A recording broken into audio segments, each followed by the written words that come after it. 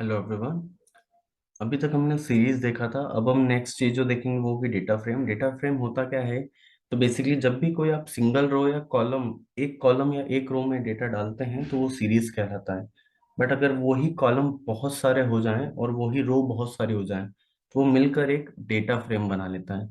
आसान भाषा में बोले तो group of series is called data frame. इसके अंदर हमारे इंडेक्स जो चालू होंगे वो जीरो से स्टार्ट होंगे। मींस अब ये मल्टी डायमेंशनल हो गया। अगर ये सिंगल होता तो ये सीरीज होता, या फिर ये कॉलम में सिंगल होता तो ये भी सीरीज होता। बट अब ये बहुत सारे कॉलम और बहुत सारी रोज मिल गई है, इसीलिए अब ये डेटा फ्रेम कहलाएगा।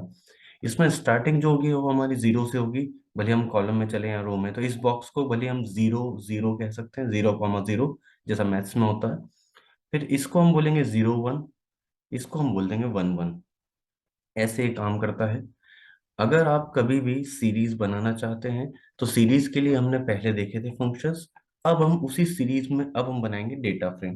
डेटा फ्रेम ऐसा मल्टी डायमेंशनल डेटा डालने की एक मेथड है जिसमें हम बहुत सारे डेटा को एक साथ रख सकते हैं, मीन्स एक टेबल बना सकते हैं। डेटा फ्रेम डालने के लिए यहाँ पर कुछ एग्जांपल्स दिए गए हैं। जैसे यहाँ पर दिया गया है डिक्शनरी।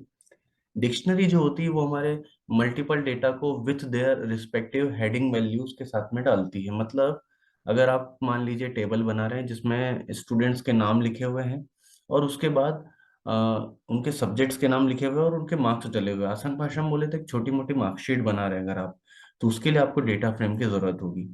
तो पहले आप एक डिक्शनरी क्रिएट कर लेंगे, उसके बाद में फिर आप उस डिक्शनरी को डेटा फ्रेम के अंदर डाल देंगे। जैसे हमारा जो सीरीज का फंक्शन था वो भी पीडी के बाद सीरीज लग रहा था, अब हम सीरीज की बजाय लगाने लग जाएंगे डेटा फ्रेम, और हमारी डेटा फ्रेम रेडी हो जाएगी। उसके लिए यहाँ पर हमें वापस से यूजुअल लाइन लिखनी है। पहले import pandas S P D. हम चाहे तो numpy को भी ले सकते हैं, अभी इतनी जल्दी वैसे उसकी जरूरत होगी नहीं हमें। नेक्स्ट अब हम एक डिक्शनरी यहाँ पर डिक्लेयर करेंगे dict1 के नाम से, इक्वल।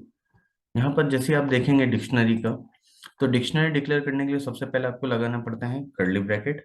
फिर उसके बाद सिंगल या डबल इनवर्टेड कॉमा जो आप देना चाहें, उसके अंदर आपकी डलती हेडिंग। जैसे मान लीजिए सेक्शन डला हुआ है, इसकी जगह आप नाम डाल सकते हैं। उसके बाद अगर कंट्रीब्यूशन कंट्री लिख रखा है उसने, बट हम चाहे तो कुछ और भी यहाँ लिख सकते हैं। उसके बाद यहाँ पर आपकी आएगी स्क्वायर ब्रैकेट में वैल्यूज। स्क्वायर ब्रैकेट तब यूज करा जाएगा जब आपको बहुत सारी वैल्यूज एक साथ देनी। मान लीजिए आपको सिंगल वैल्यू देनी सेक्शन ए बस, तो फिर आपको स्क्वायर ब्रैकेट की जरूरत नहीं है। बट अगर आपको मल्टीपल वैल्यूज देनी है तो स्क्वायर ब्रैकेट की जरूरत होती है हमें। अब हम यहाँ पर लगा लेते हैं इसे कर्ली ब्रैकेट। उसके बाद अब हम लिख लेते हैं मान लीजिए नेम।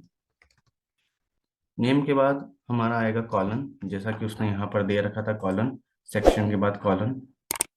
उसके बाद अब हम स्क्वायर ब्रैकेट लगाएंगे और दो तीन नाम लिख देंगे। सपोज करिए ए ही लिख दिया हमने, फिर बी, फिर सी।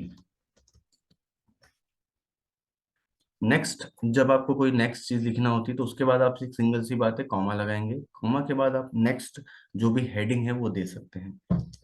जैसे यहाँ पर अब हम दे रहे हैं मान लीजिए सेक्शन, उसके लिए फिर से कॉलन। अब मल्टीपल वैल्यूज देनी है तो स्क्वायर ब्रैकेट, उसके अंदर अब हम सेक्शन दे देंगे। सपोज करिए मैंने 1 2 3 ही दे दिया, नॉर्मल है। नंबर्स में आपको कोई ज़रूरत नहीं है डबल इनवर्टेड कॉमा लगाने की, उसमें इतना ज़रूरत नहीं होती है।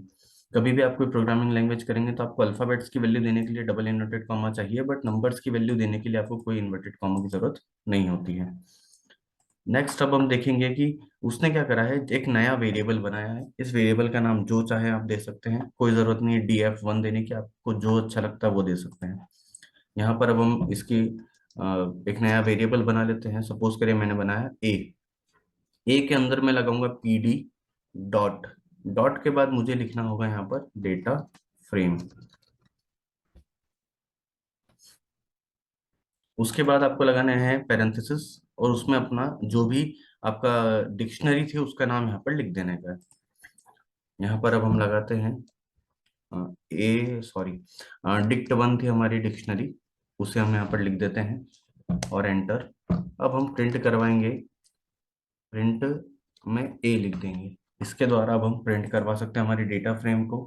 आपको एक चीज का स्पेशल ध्यान रखना डेटा फ्रेम में, जैसे सीरीज में आप सीरीज लिखते थे जब पीडी डॉट सीरीज, तो एस कैपिटल रखते थे, वैसे डेटा फ्रेम के अंदर अगर आप डेटा फ्रेम लिख रहे हैं तो डेटा का डी और फ्रेम का एफ कैपिटल रखना कंपलसरी है, तभी ये काम करते हैं। जैसे प्रिंट का अगर आपने पी बड़ा कर दिया तो वो काम नहीं करेगा, इसको स्मॉल होना जरूरी है, वैसे डेटा फ्रेम में डी और एफ कैपिटल होने जरूरी है।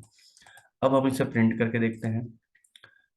जब हमने हमारी फाइल को रन करा तो यहाँ पर एक टेबल आ गई है जिसमें इंडेक्स आ रहे हैं 0 1 2, और नेम के अंदर आ रहे हैं एबीसी, और सेक्शन क्या आ रहे हैं अंदर आ रहे हैं 1 2 3। ऐसे आप एक डेटा फ्रेम को डिक्लेयर कर सकते हैं, बहुत इजी रहेगा ये। हमने अब क्या करा है, तो हमने एक सिंगल सीरीज को नहीं प्रिंट करवाया, हमने दो सीरीज एक साथ ले ली है और उसको डेटा फ्रेम में यहाँ पर बाइंड कर दिया है, बांध दिया है, और फिर जिस वेरिएबल में इसको रखा है डेटा फ्रेम को, उस वेरिएबल को प्रिंट करवा दिया है। मतलब ये रहा डेटा, इसे हमने डेटा फ्रेम में कन्वर्ट करा और कन्वर्ट करके एक वेरिएबल में रखा, उस वेरिएबल को हमने यहाँ पर प्रिंट करवा दिया, क्योंकि इस वेरिएबल के अंदर ही हमारी डेटा फ्रेम आएगी। जब हमने इसे प्रिंट करवाया तो हमारी डेटा फ्रेम यहाँ पर विथ हेडिंग प्रिंट हो गई है, नेम और सेक्शन। ये था हमारा डेटा फ्रेम का स्टार्टिंग। आने वाले वीडियोस में अब हम डेटा फ्रेम के बारे में और डिटेल में पढ़ेंगे। अच्छा टॉपिक है, बड़ा टॉपिक है। सीरीज नॉर्मल था बट डेटा फ्रेम थोड़ा एक्सपेंडेड होगा। तो आई होप आपको इस वीडियो में बहुत कुछ समझ में आया होगा। नेक्स्ट वीडियो तक के लिए thank you and good bye.